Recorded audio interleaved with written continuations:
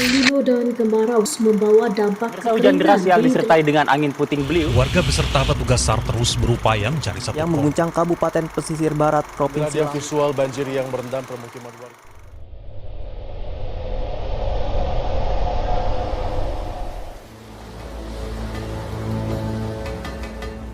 Selain memicu bencana hidrometeorologi, krisis iklim membawa dampak buruk bagi kehidupan sosial ekonomi masyarakat pesisir. Kenaikan permukaan air laut, meningkatnya suhu air, dan perubahan gelombang arus laut merupakan dampak langsung krisis iklim. Fenomena itu kemudian memengaruhi produktivitas ikan di laut. Akibatnya, penghasilan nelayan kian menyusut setiap tahun.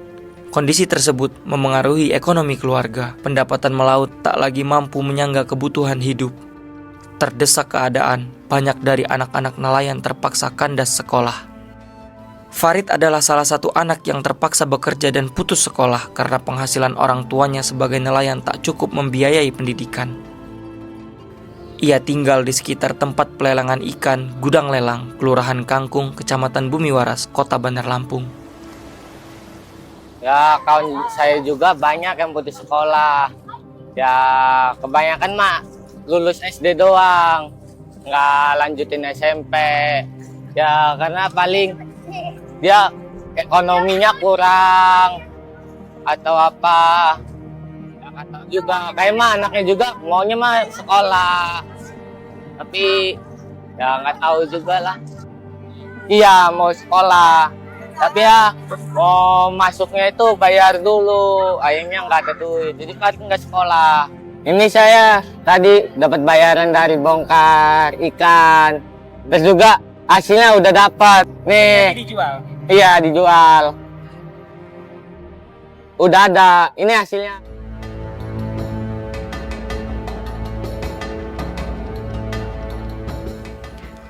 Di wilayah pesisir Lampung, anak-anak yang nasibnya seperti Farid terbilang banyak. Beberapa kawan Farid yang ikut bekerja bongkar muat juga putus sekolah.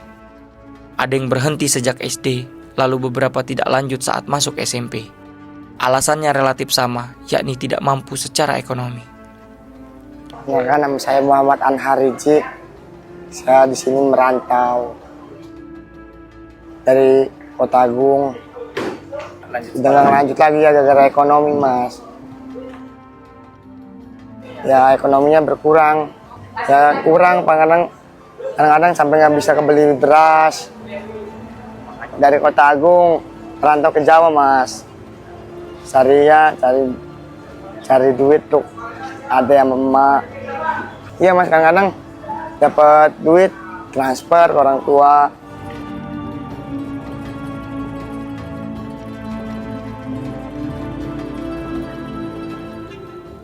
Serupa kisah Farid dan Anhar, Fikri, salah satu anak di kampung nelayan Sukaraja, Bandar Lampung, tak lagi sekolah karena persoalan finansial.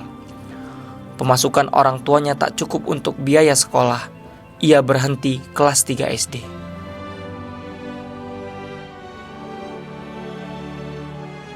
Umur 12. 12 tahun. Ya, Putus sekolah di kelas berapa? kelas 5. Kelas 5 SD. Iya. Kelas 5 SD lu udah nggak sekolah lagi. Iya. Saban hari ia membantu pendapatan keluarga dengan menjaring ikan. Bila kondisi cuaca bersahabat, Fikri bisa 2 kali menebar payang dalam sehari.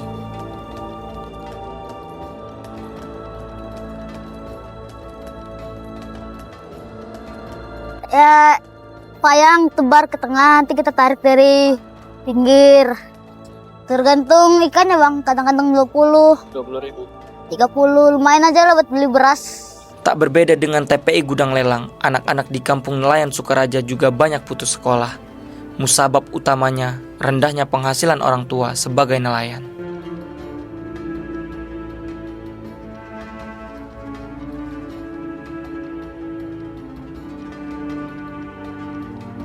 Banyak juga yang putus sekolah mah.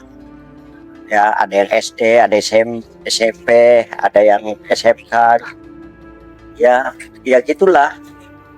Karena orang tuanya penghasilannya mungkin rendah, namanya nelayan kan kadang dapat, kadang enggak. Ya sekarang ini nambah menurun gitu. ya namanya faktor angin. Sudah berapa bulan ini anginnya kan, udah ada 3 bulanan mah angin ini. Ya kita orang kadang bisa melaut, kadang enggak. Kecil terus tahun-tahun ini karena ya tadi itu gendalanya lagi musim badai.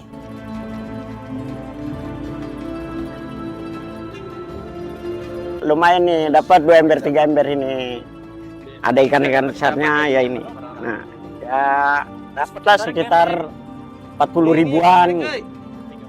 30-40 dapat. Data Kementerian Pendidikan, Kebudayaan, Riset, dan Teknologi, anak tidak sekolah di Lampung mencapai 146.612 orang. Sepanjang Januari sampai Juni 2023, Dinas Pendidikan dan Kebudayaan Lampung mencatat 15.965 pelajar putus sekolah. Jumlah itu ada pada setiap jenjang pendidikan, mulai SD, SMP, hingga SMA, SMK se-Lampung. Menurunnya penghasilan nelayan yang berujung putusnya sekolah anak-anak di pesisir berkolerasi dengan krisis iklim. Beberapa hal yang dialami nelayan mengindikasikan anomali cuaca tersebut. Contohnya, kenaikan permukaan air laut, meningkatnya suhu air, dan perubahan gelombang arus laut.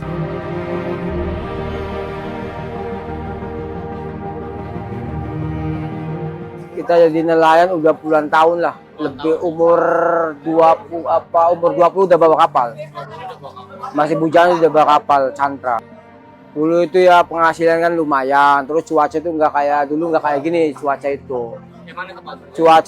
Cuaca banyak enak lah, stabil, alur itu apa nggak kayak dulu. Ini mas sekarang berapa hari alur besar lagi kan, dapatnya kurang. Dulu kan alur itu jarang, 3 bulan sekali itu baru ada alur. Sekarang 1 minggu aja alur udah datang lagi. Biasa kalau nelayan biasanya kalau angin ini larinya ke sini, sekarang nggak bisa ditentukan. Arahnya ke sini, anginnya datangnya dari sini. Biasanya bulan-bulan sekarang ini angin dari sini, sekarang nggak bisa kayak gitu, nggak kayak dulu. Dulu mah bisa dibaca bulan sekian, oh anginnya dari sini, harusnya dari sekian nggak bisa. Kok biasanya bulan 10 apa 11 gitu kan? Biasa angin dari selatan, kok datangnya dari sini. Itu bisa dampak kita orang nelayan juga bisa. Sekarang kita belanja aja udah nyampe 40 juta, sekarang paling jual 30 juta kan. Oh, ruginya banyak sekali, belum buat anak buah, belum dapat buat ini lainnya. Kerugiannya 20 juta rugi. Minimal dulu itu paling 6 hari, 7 hari udah pulang. Sekarang nyampe 12 hari.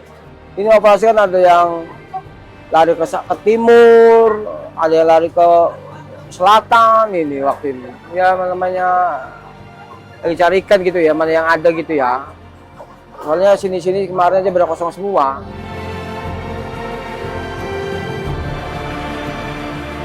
Secara global, peningkatan rata-rata suhu bumi mencapai 1,1 derajat Celcius selama periode 1850 sampai 1900. Kenaikan suhu bumi berdampak terhadap peningkatan frekuensi dan intensitas gelombang panas yang mengakibatkan pencairan lapisan es di kutub. Sepanjang 1994 sampai 2017, bumi telah kehilangan 28 miliar ton es di kutub. Tahun lalu, bongkahan es seluas kota London, Inggris lepas dari Antartika. Mencairnya lapisan es tersebut menyebabkan kenaikan volume air laut dunia secara cepat. Catatan Intergovernmental Panel on Climate Change atau IPCC, sejak 1990, permukaan air laut meningkat 2 mm setiap tahun. Skenario terburuk, ilmuwan memproyeksikan kenaikan permukaan air laut mencapai 1 meter pada 2100. Sebuah riset di perairan Sumatera memperlihatkan kenaikan air laut yang signifikan per tahun. Pengamatan satelit altimetri Josen 2 periode 2011 sampai 2014, fenomena kenaikan air laut atau sea level rise di perairan Sumatera bagian timur, salah satunya Lampung, dengan kenaikan sebesar 15,46 mm per tahun. Badan Meteorologi, Klimatologi, dan Geofisika Lampung pun menyatakan perairan Lampung mengalami kenaikan suhu hingga 30-31 derajat Celcius pada 2020. Berbagai fenomena akibat krisis iklim itu berhubungan dengan produktivitas ikan di laut. Nah, kenaikan suhu air di laut itu sangat berpengaruh terhadap fenomena bleaching. Jadi yang paling banyak terkena itu adalah terumbu karang ya, yang akan mengalami bleaching itu. Seperti kita ketahui bersama bahwa terumbu karang itu merupakan tempat hidup biota laut itu. Dari kerusakan ekosistem ini pasti otomatis biota-biotanya itu akan pergi atau dia akan mencari lokasi-lokasi baru yang besar kemungkinan daerah tersebut belum terpengaruh terhadap kerusakan. Jadi makanya ya nelayan selalu menganggap kok ini daerah laut kita itu selalu jauh seperti itu, karena sebenarnya ikannya itu mungkin ya dia berpindah, dia mencari lokasi atau tempat yang menurut mereka itu sesuai untuk mereka hidup. Di pesisir dan laut itu kita mengenal istilah ekosistem karbon biru gitu. Jadi ekosistem karbon biru kalau di daerah tropis seperti kayak di Indonesia itu hanya ada dua. Yang pertama itu ekosistem mangrove dan ekosistem padang lamun, atau biasa juga orang menyebutnya seagrass itu. Ekosistem ini itu menurut penelitian itu 10 kali lebih kuat menyerap dan menyimpan unsur karbon dibandingkan dengan hutan yang ada di daratan. Jadi dengan kondisi mangrove lamun yang baik ya, kondisi yang bagus gitu, itu secara otomatis nanti akan juga memperbaiki pola iklim kita sekarang yang lagi sedang tidak baik-baik saja seperti itu. Perlu diketahui, lebih dari 70% hutan bakau di Lampung rusak parah. Dari seluas 160.000 hektar hutan bakau, sekitar 136.000 hektar beralih fungsi menjadi penambakan. Hutan bakau yang tersisa diperkirakan 1.700 hektar, itu pun dalam kondisi kritis. Di tengah situasi itu, mitigasi krisis iklim di Lampung masih belum maksimal. Dalam konteks daerah, Provinsi Lampung turut menyumbang laju krisis iklim. Model pembangunan di Lampung dinilai eksploitatif.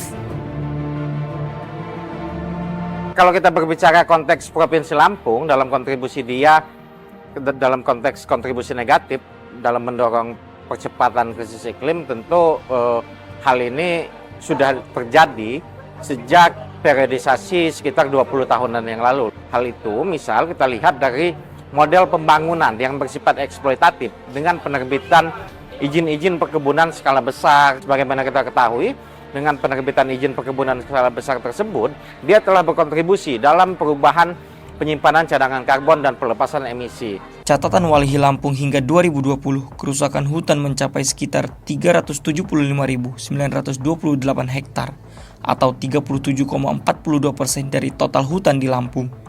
Selain itu, selama 2010 sampai 2020, sekitar 102,43 hektar ruang terbuka hijau beralih fungsi menjadi industri, perumahan, dan lain-lain. Langkah regulator kebijakan terkesan menguntungkan korporasi ketimbang lingkungan. Salah satu contohnya, peraturan daerah soal pemanenan tebu dengan cara dibakar. Hal tersebut justru menambah emisi hasil pembakaran ke atmosfer.